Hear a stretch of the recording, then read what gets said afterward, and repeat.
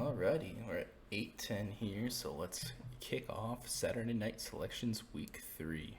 So, not too many different topics this week, but definitely a change up on who's in what position or what the ranks are.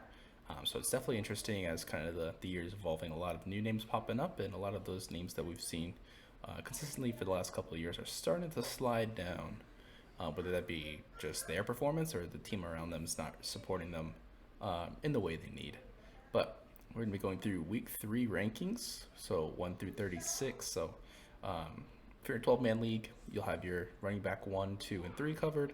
Same with your wide receivers, your stardoms. So who's the best RB1 or who's supposed to have the best RB1 week, RB2 and RB3 based on their performance and the defense that they're playing. Same with the sit-ums. Some of them a little obvious, and some of them are going to be a little bit of shock this week. So hopefully you guys are ready for that one. Rookie of the week, I have one listed, but I'm also going to call it another one. And then the wide receiver versus running back fantasy points has been pretty interesting, so we'll kind of compare those two.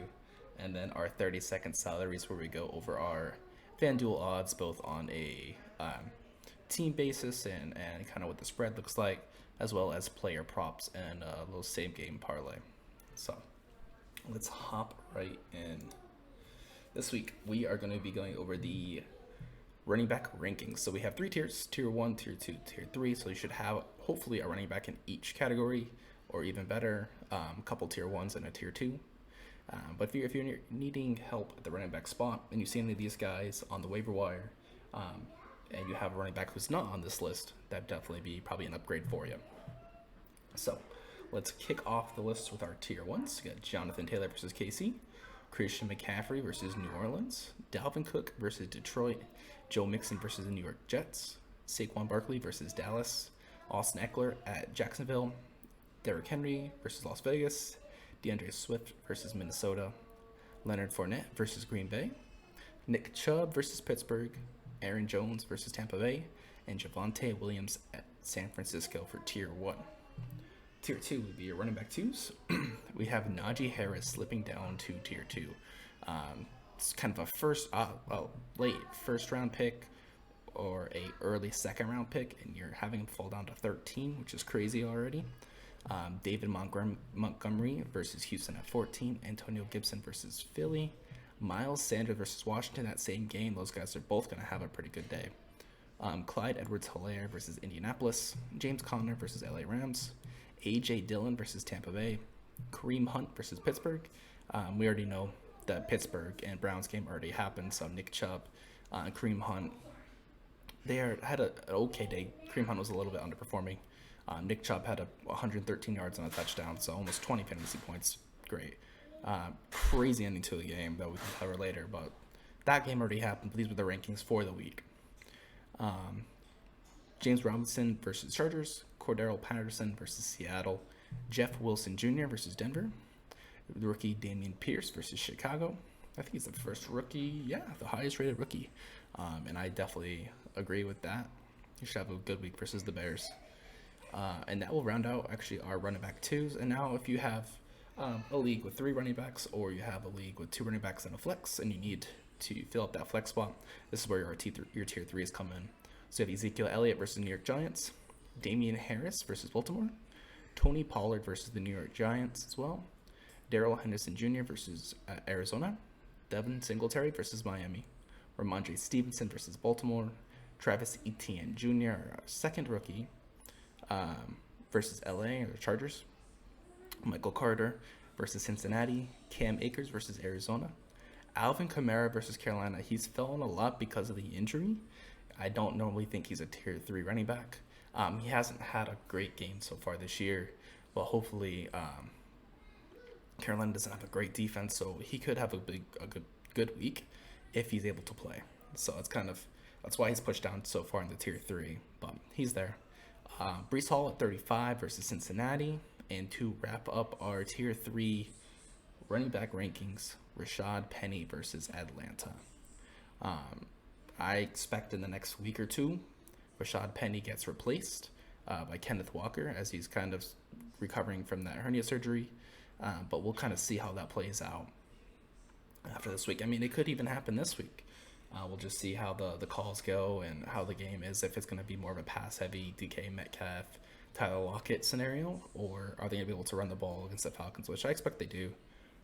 So it should be a pretty tight game either way. I think the spread's only 1 point, so there's kind of about as even as you can get in that game.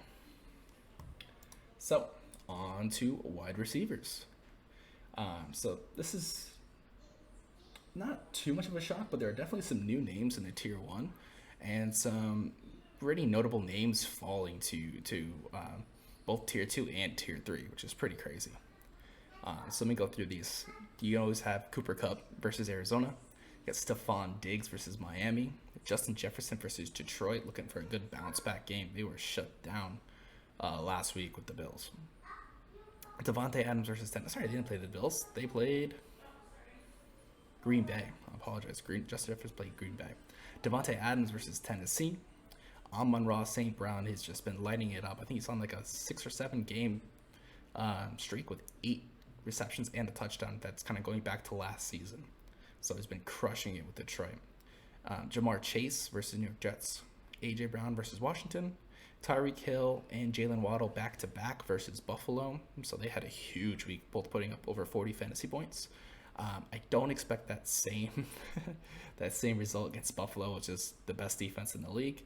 Even with Micah Hyde going out for the season, which is a huge loss for that Bills defense. But they're kind of tough all the way around, so I don't expect them to put 40. I don't even necessarily expect them to put 20 points up. But we'll see how that matchup goes without Micah Hyde.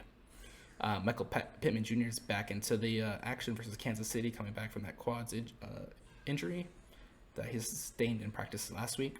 Kept him out of the game last Sunday, and they throw up a goose egg against Houston. So hopefully with their got Shaq Leonard back, they got Buckner back, they got Pittman back, and then they got Alec Pierce back, the number 1, number 2 wide receiver. So hopefully they don't throw up another 0 against Kansas City. I got Deebo Samuel at 11 versus Denver. And Christian Kirk actually sneaking his way into tier 1 versus the Chargers. So hopefully that $20 million a year that Jacksonville's paying him, he's putting those numbers up, and he's done well so far. He's done pretty good. So that's our tier 1 wide receivers. Tier 2, you're looking into Courtland Sutton versus San Francisco, especially with the injury to Jerry Jeudy if he plays. T. Higgins versus New York Jets. Mike Williams versus that's actually supposed to be Jacksonville. Apologies. Jack. Brandon Cooks versus Chicago. Michael Thomas versus Carolina. Gabe Davis, if he's okay with that ankle injury, versus Miami. It looks like he's going to play, but sources are saying he might not be 100%. So be a little cautious starting Gabe Davis this week, especially into Miami. And with how hot Stephon Diggs has been this year, which we'll cover later, it's been absolutely insane. Drake London versus Seattle. I don't see a world where you're not starting Drake London this week, but we can cover that. Rashad Bateman versus New England. CeeDee Lamb versus the Giants, falling all the way to rank 21.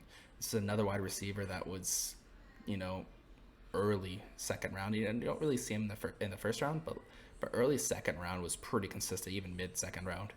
But he was a big draft capital, and he's falling, and that's with the Dak Prescott injury, he was even not doing well before that.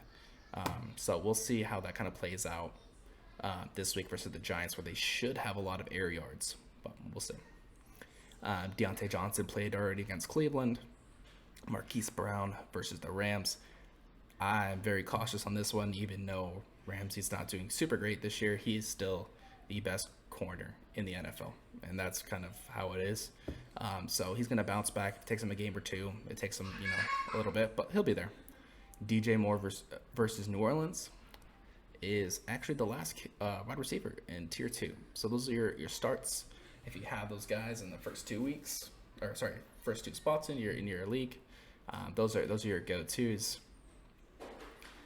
And then if you need to fill a third wide receiver slot or a flex slot, this is where your tier 3s come into action. So we got Terry McLaurin versus Philly. Garrett Wilson, the rookie, has been absolutely crushing it with the Jets. And he's going to Cincinnati, and Cincinnati has been god-awful on defense. Awful on both sides of the ball. I expect them to have a big week this week for Cincy, but that means the Jets will probably be playing from behind, so hopefully he'll get a lot of looks. Allen Robinson versus Arizona. Curtis Samuel versus Philly. Juju Smith-Schuster at Indy. Amari Cooper already played versus Pitt. Had a huge week as well. I think over 100 yards and a touchdown. So looking very good. We were concerned at the beginning of the year, going from Dak Prescott to Jacoby Brissett, and eventually Deshaun Watson. But he's still putting up very respectable numbers. So I like the Amari Cooper start. Adam Thielen versus Detroit. Tyler Lockett versus Atlanta. Brandon Ayuk versus Denver.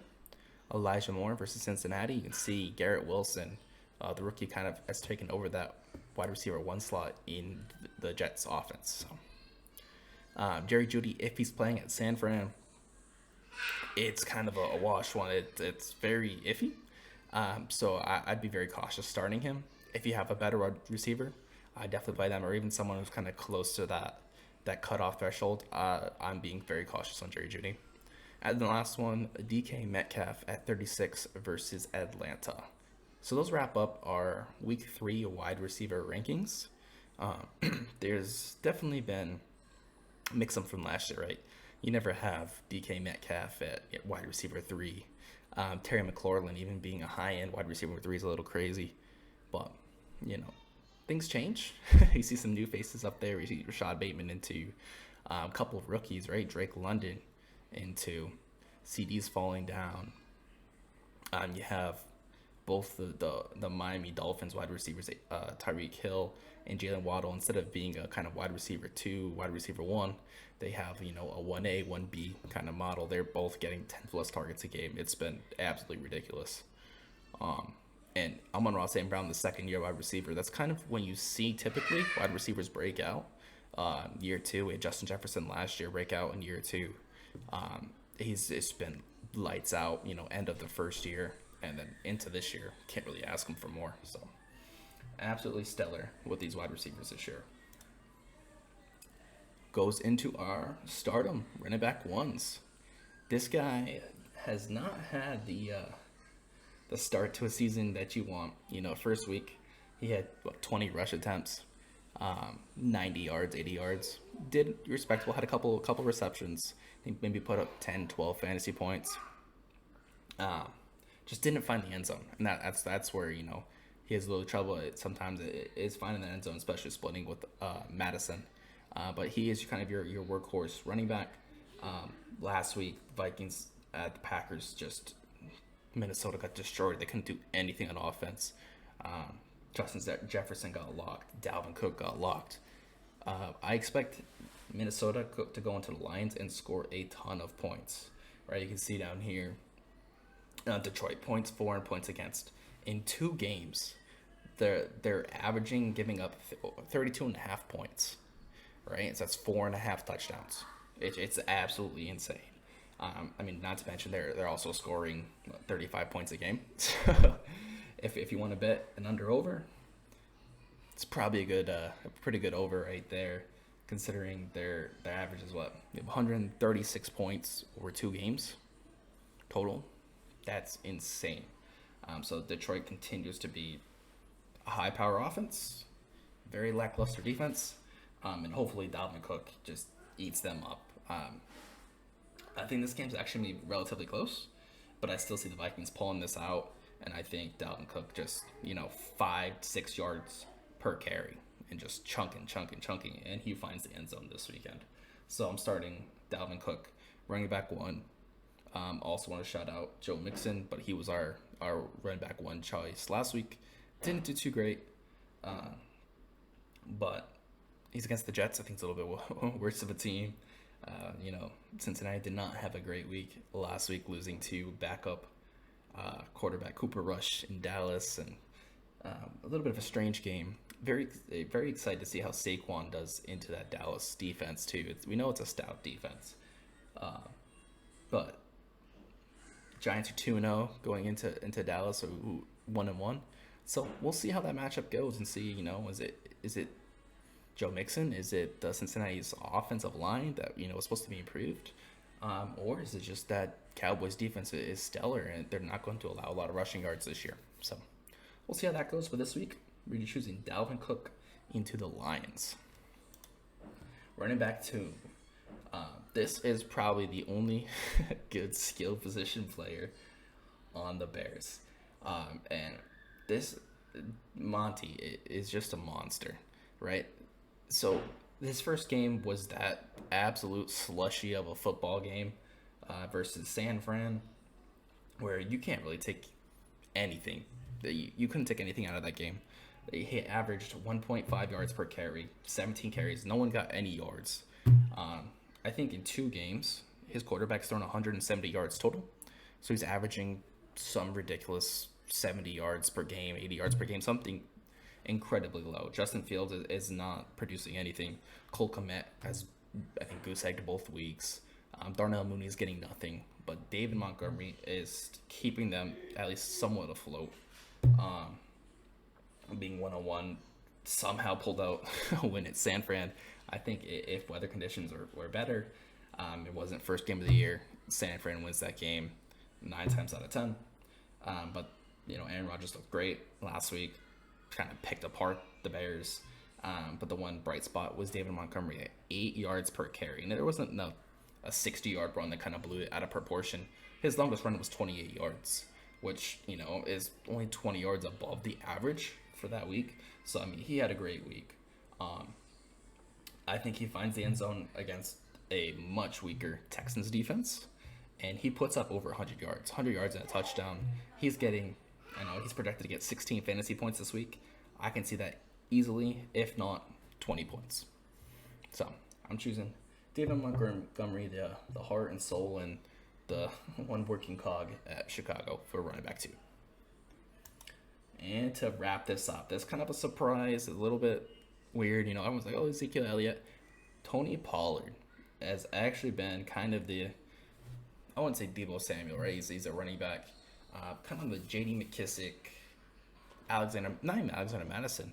But he's kind of the Swiss Army knife for the Dallas, right? With Dalton Schultz hurt, Michael Gallup hurt, Dak Prescott hurt.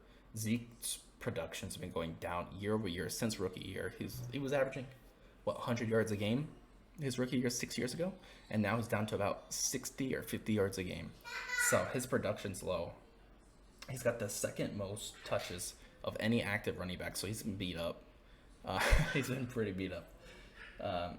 But Tony Pollard, he creates space, he gets open, he creates positive plays consistently. This past week at Cincinnati, right, he had 9 rushes, 43 yards, and a touchdown. Not to mention, he had a few receptions. All right, yeah, right there. 4 receptions, 55 yards. It's an extra 10 points if you're in a PPR league, which is crazy. So he put up almost 20 points last week. And going against the Giants, who knows? This could be a wild card, right? If you want to slot someone into that flex position, why not Tony Pollard? I would take him over Zeke. I think Zeke's going to get, if he's lucky, 65, 70 yards. I don't think he's going to get more than 10 passing or receiving yards, sorry. And I don't see him seeing the end zone. I think Tony Pollard, he steals that touchdown. I think he gets that receiving work, and he's going to put up more points than Zeke. So I'm taking Tony Pollard over Zeke, playing against the Giants this week. And I think Cowboys go to 2-1, and the Giants are kind of the fool's gold at 2-0, and they go down. They had some weird games. Saquon's first week he blew up, right? He just went crazy.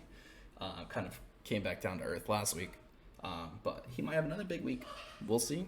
But I still don't see the Giants being the Cowboys even in the crippled state they are with their defense. I think the Giants' wide receivers are not in a good spot, and that kind of keeps them one-dimensional.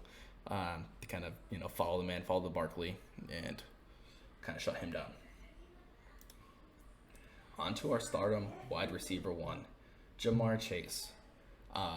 This guy had an amazing rookie year last year, blew up, but it's been kind of, after the first week was great, right? Granted, he had an extra 10 minutes to play, playing against Pittsburgh in that overtime. He saw 16 targets, 130 yards, and he found the end zone in his first week, right? Beautiful performance. And then Cincinnati goes to Dallas, and they fall over, right? They just roll over. They get steamrolled. Not steamrolled, but just nearly non-existent. His average yards per reception went down. He had no touchdown looks. Just his production got cut in half, and he didn't find the end zone. So I don't think that's a typical week for Jamar Chase going forward. I think both him and T. Higgins have a big week at the Jets. I think the Bengals throw up 35 points this week on the Jets, at least 5 touchdowns between Jamar Chase, T. Higgins, Joe Mixon. I think even Hayden Hurst, the tight end, gets in the end zone. I think he could have a pretty good spread across there. And they just stomp these Jets, and they get back on the board going 1-2. Because if they go 0-3, the Bengals aren't seeing the playoffs this year. It's not going to happen. So, Bengals going to improve to 1-2. Jamar Chase has a big game. Joe Mixon has a big game. T. Higgins has a big game. Hayden Hurst, if you need a tight end and you don't have a good one, pick him up if he's there. He's gonna see 5-6 catches. He's might gonna get 40-50 yards and a touchdown. Cannot complain. 14-15 points in a tight end spot that will typically get you 8-10. So tight end's kind of one of those spots that it can have the biggest differential. Right? If you get a bad tight end, you're goose egging, you're getting 4 or 5 points a game, versus the high end tight ends, your Dalton Schultz, your Dallas Goedert, Travis Kelce, Mark Andrews. Those are the guys that have that high ceiling where you can get 15, 20 points. I think Mark Andrews put almost 30 points up last week. Right? Most tight ends don't have that cap. You have an O.J. Howard situation in week 1 where he gets 2 receptions, 2 touchdowns, and 26 yards. And that's going to be the best game he has the whole year. Right? It's not going to happen again. But if you get a consistent wide tight end, I think Hayden Hurst has a big spot in that wide receiver core, especially with Uzama going actually to the other side, going to the Jets. So it can be a little interesting. Hopefully, C.J. Uzama after his injury gets a little revenge game at the Bengals. So be an interesting one to see. Week 2, this guy, Drake London, the man, he has been absolutely lighting it up, stealing the show from Kyle Pitts. This was definitely the Kyle Pitts show. Last year, he had one of the best rookie seasons of any receiver, regardless tight end, wide receiver, in rookie history. Right? He's up there with Justin Jefferson, with Jamar Chase, with Mike Evans. All those guys. He was right there. I think he's 5th or 6th on the yardage for receiving for a rookie. But this year, Kyle Pitts, the 2 games, 23 yards both games, 2 catches, identical stat lines for the first 2 weeks, because Drake London has been getting all the targets, all the yards.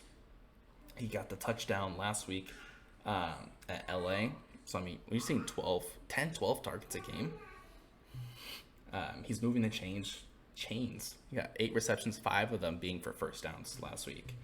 So he's a very productive wide receiver in terms of progress, keeping his offense on the field, keeping these drives alive.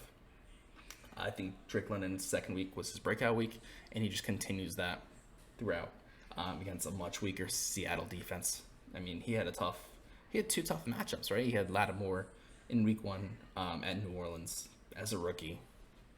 He still did all right? He still had 7 targets, catching 5 of them for 74 yards, 12 points in a PPR league.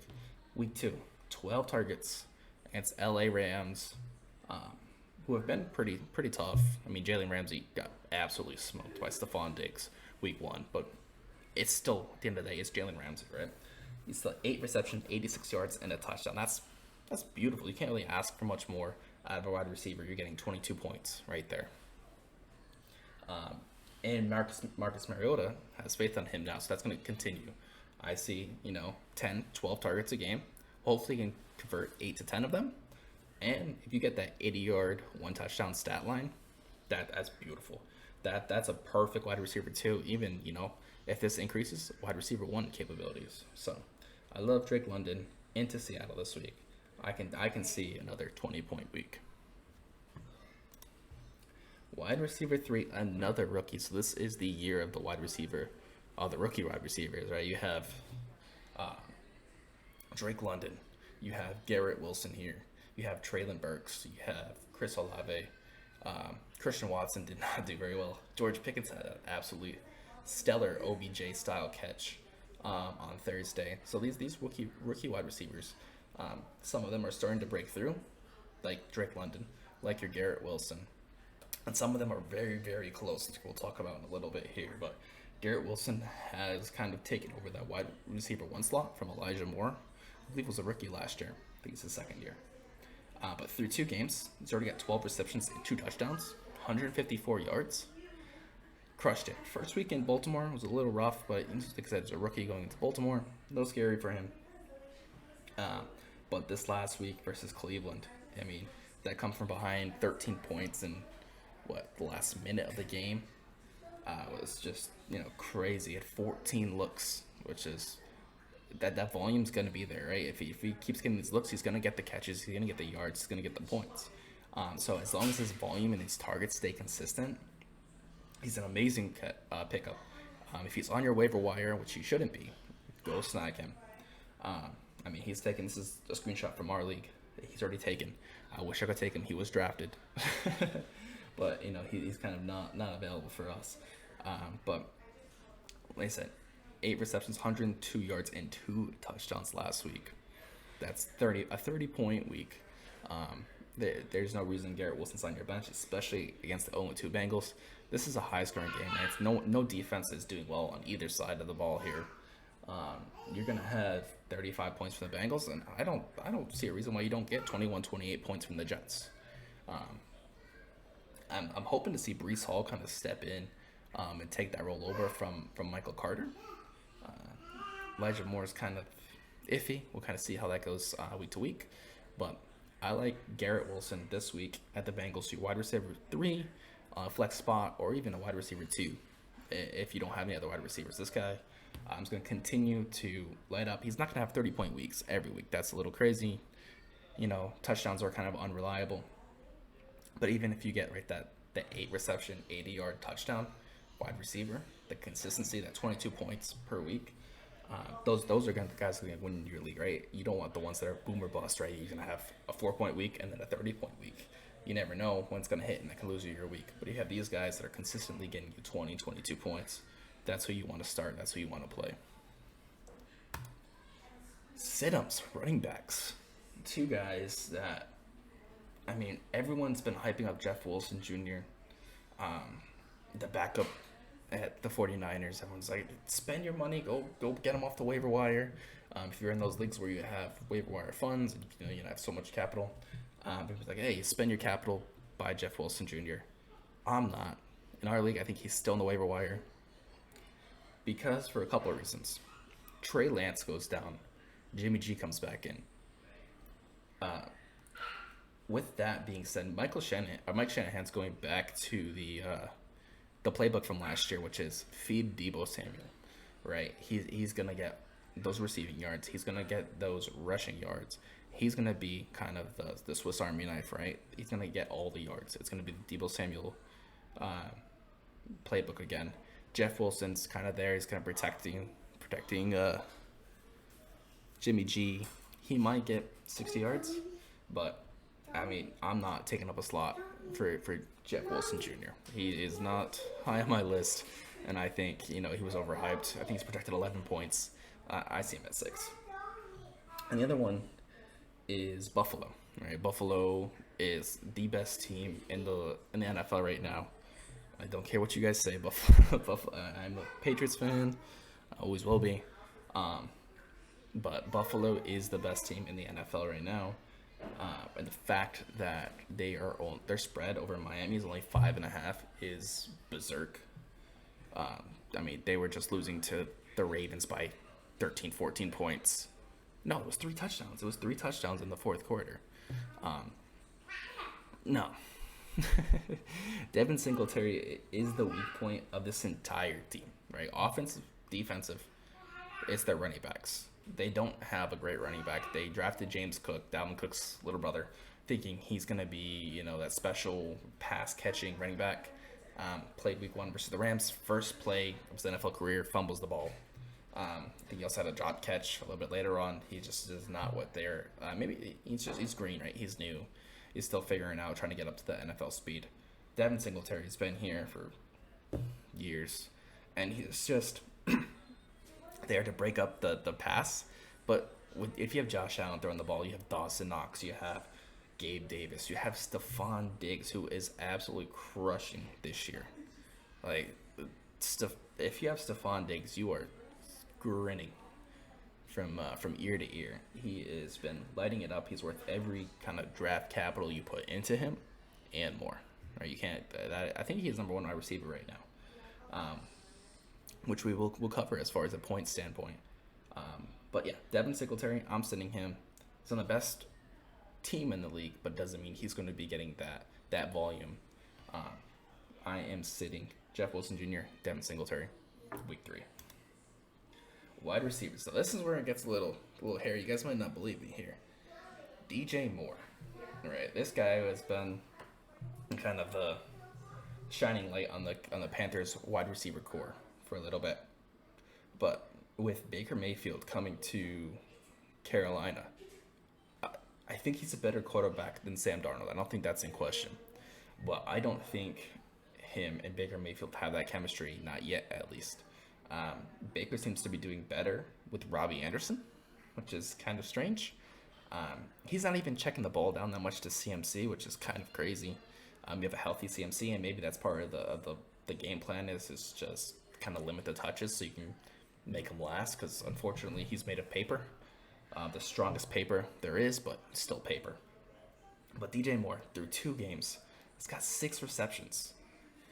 I mean, if you're getting 3 catches, you get lucky to get 1 in the end zone. It's always a volume game. If you're only getting 3 catches a game, the odds that one of them are in a touchdown is a little bit lower, as opposed to someone who's getting 8 to 10 catches a game. Right? They're going to be consistently moving that change. Carolina's not moving the ball. They're 0-2. I don't like DJ Moore, especially against the Lattimore matchup.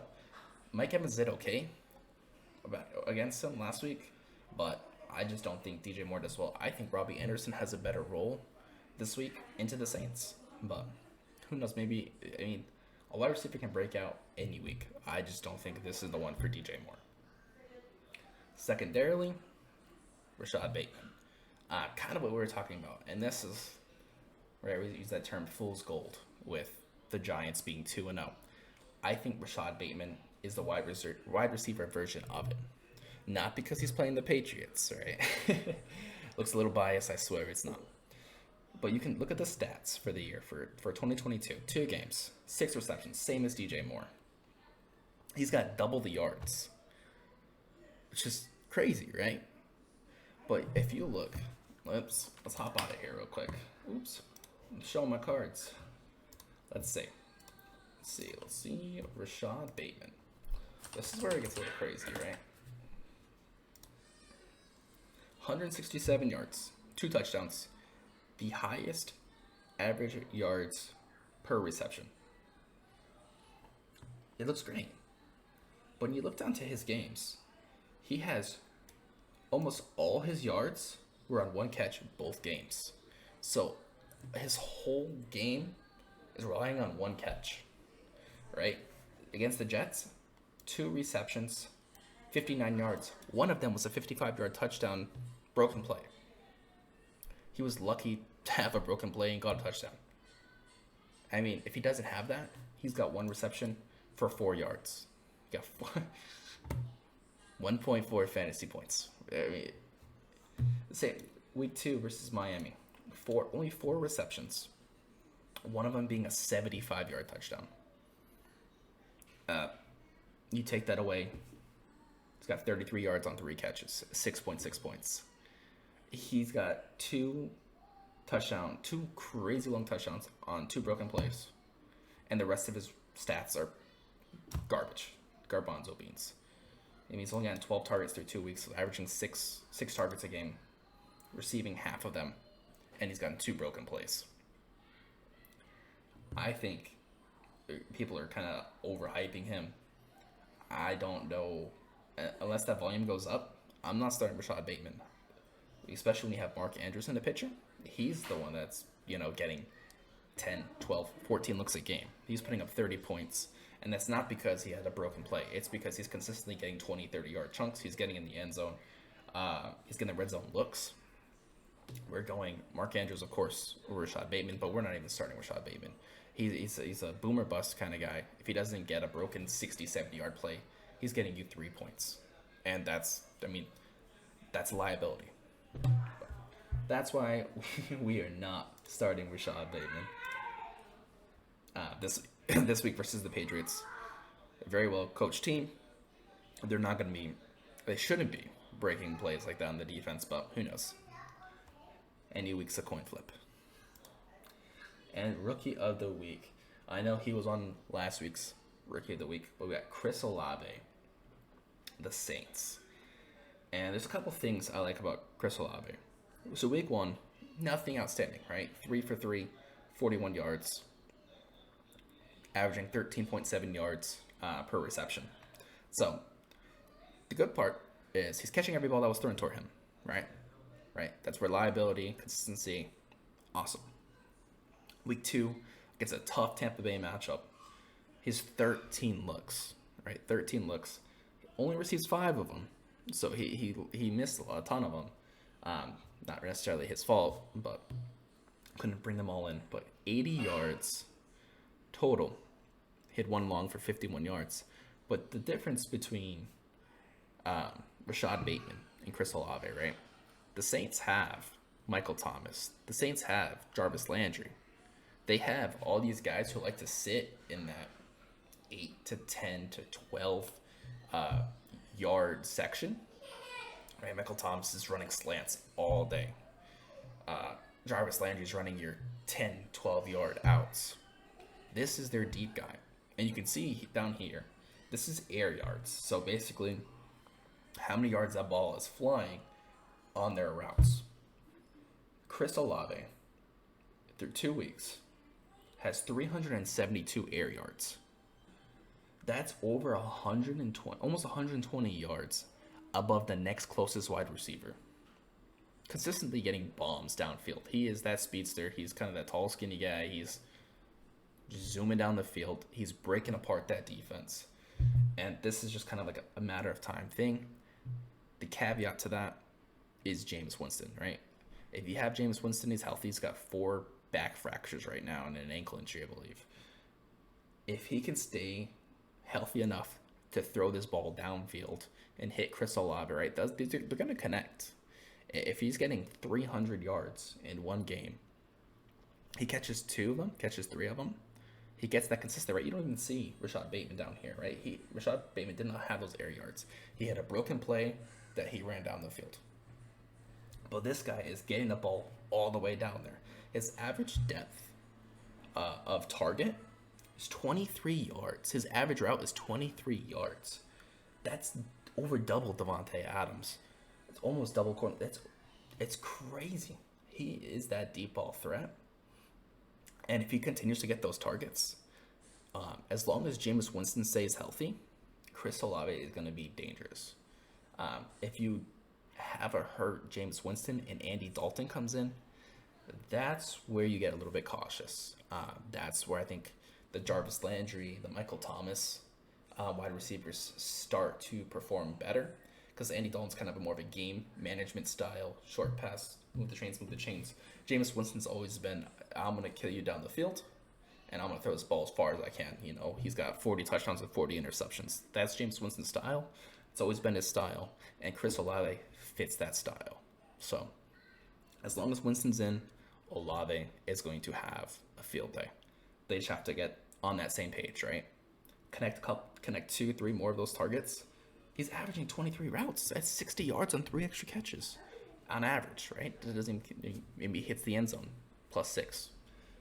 So Rookie of the Week going to Chris Olave, with shout outs to, of course, Drake London, Garrett Wilson, who are already on the list. So those are our guys for the Rookies of the Week. And this is the last kind of, well, not the last, second to last point I want to touch on. Running backs versus wide receivers through the first 2 weeks. I know the kind of 0 running back strategy was pretty big this year. Everyone was kind of hyping it up. Hey, you're going wide receiver, rounds 1, rounds 2. But we're pushing running backs till round 5, round 6, we're picking up ETN, Brees Hall, Cam Akers, Gibson, AJ Dillon, all these kind of not necessarily workhorse running backs. Um, they're going with the wide receiver upside, and it seems to be paying off. All right, you can see the top wide receiver, Stephon Diggs, what we talked about a little bit here, 71 points over 2 games, averaging 35 points a game. Absolutely ridiculous, especially with one of those games being against the Rams. And then the second week against the Titans, they pulled him out in the third quarter. They put in their backup. So he didn't even play. He's played 7 quarters of football, and he's averaged 35 points a game. Ridiculous.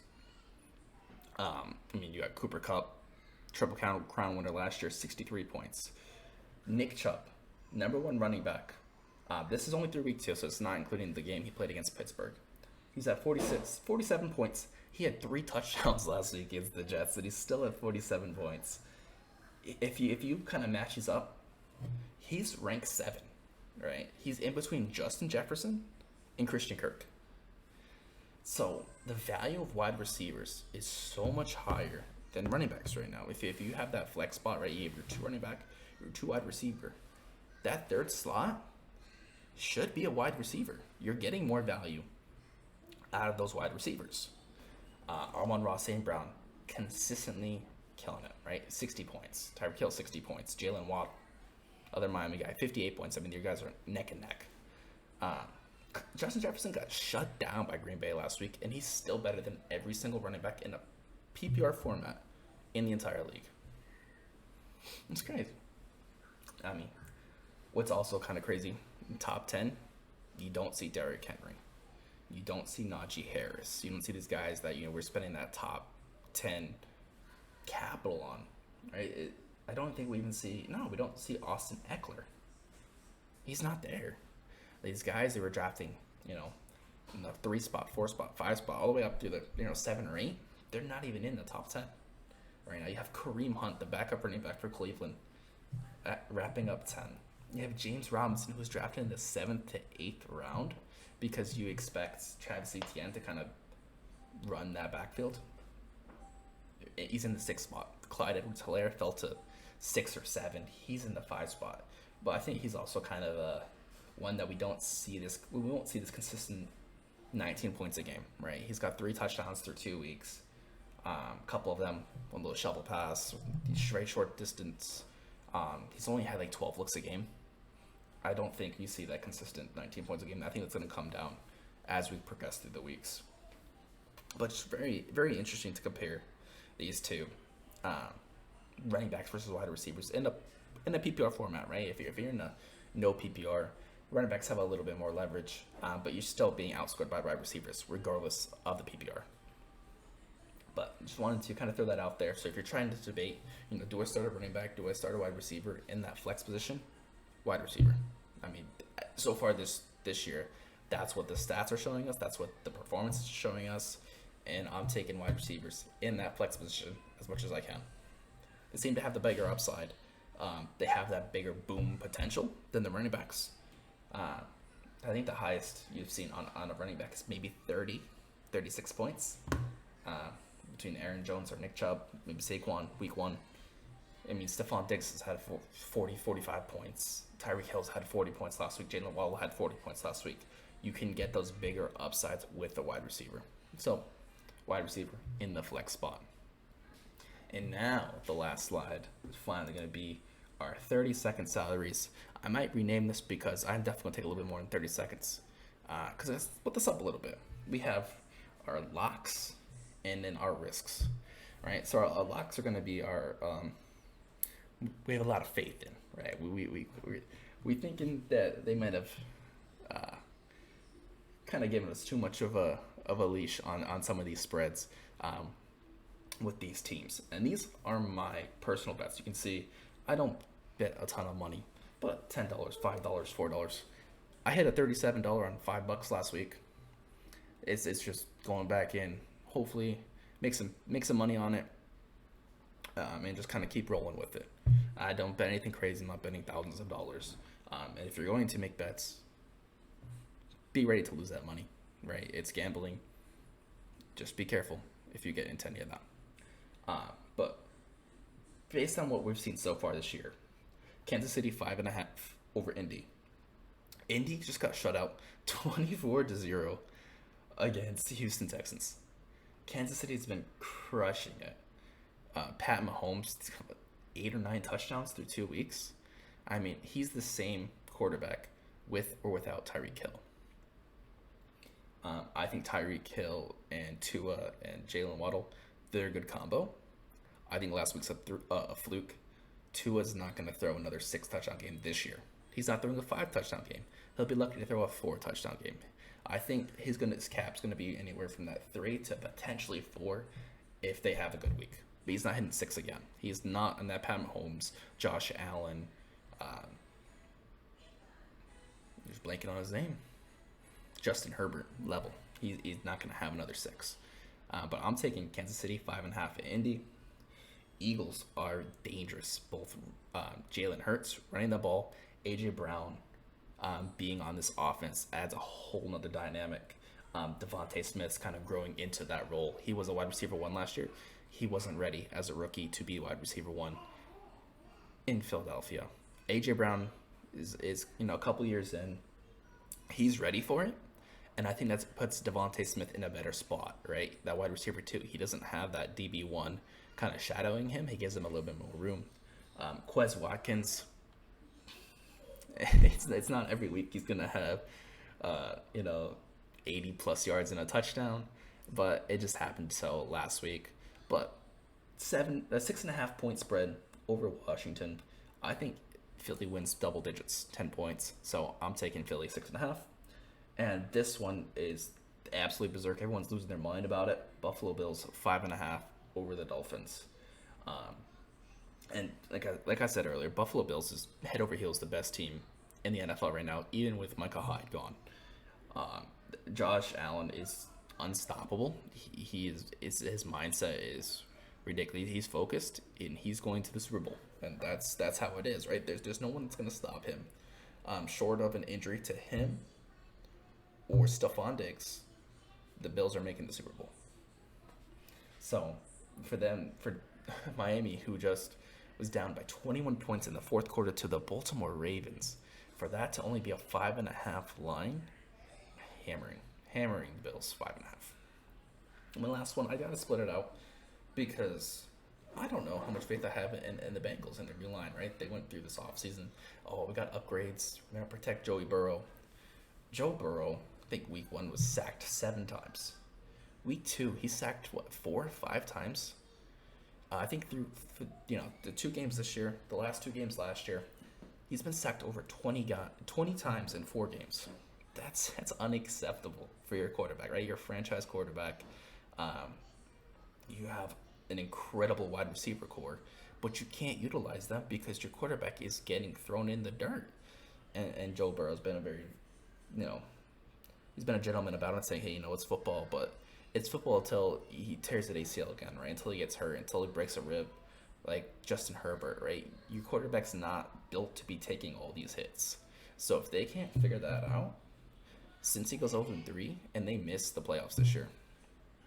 But I'm hoping they have figured that out. They got their 2 weeks jitters out. Cincinnati has a big comeback week against the Jets, and they just continue on this train forward. So those are my locks for this week. Those are the ones I'm a little bit more confident in. Now we're going to look on the other side, the riskier side, right? This one, parlays are always a little bit tougher. I mean, considering this is a parlay too. But player props, right? Everyone has a bad game. You bust on your prop. When you have one player has a bad game, the team can kind of pick up that slack. So it's a little bit different when you're looking into player props. But there are certain... Yeah.